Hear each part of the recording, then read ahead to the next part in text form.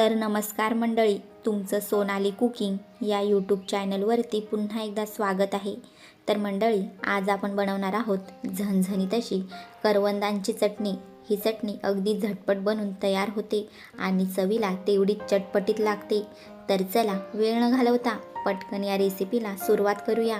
त्याआधी जर तुम्ही या चॅनलवरती पहिल्यांदाच आले असाल तर नक्की या चॅनलला सबस्क्राईब करा आणि बेल आयकॉन दाबायला विसरू नका, जेणेकरून माझ्या नवीन रेसिपींचे नोटिफिकेशन तुम्हाला मिळत राहतील।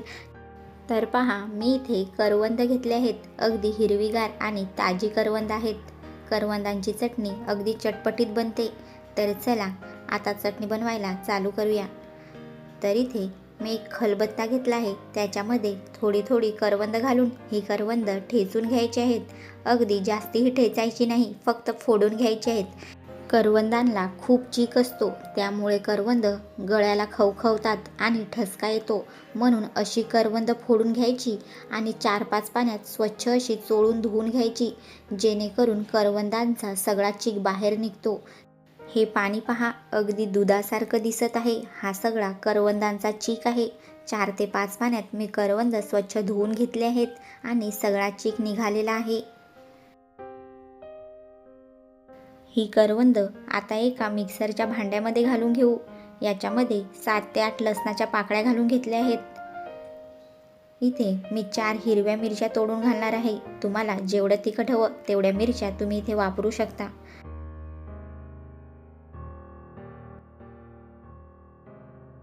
चवीपुरतं मीठ घालून घेऊया। आता मिक्सरचं झाकण लावून पाणी न घालता हे वाटून घेऊ। तर पहा, करवंदांची झटपट अशी चटणी बनून तयार झाली आहे। ही चटणी चवीला अगदी चटपटीत आणि आंबट असते। अगदी कमी साहित्यात ही चटणी बनून तयार झाली आहे, पण चवीला तेवढीच भारी लागते। तर तुम्हाला माझी ही रेसिपी कशी वाटली मला नक्की कमेंट करून सांगा। आणि जर तुम्हाला माझी ही रेसिपी आवडली असेल तर नक्की माझ्या चॅनलला सबस्क्राईब करा आणि बेल आयकॉन दाबायला विसरू नका, जेणेकरून माझ्या नवीन व्हिडिओंचे नोटिफिकेशन तुम्हाला मिळत राहतील। आणि नक्की एकदा या पद्धतीने चटणी बनवून खाऊन बघा, खूपच भारी लागते।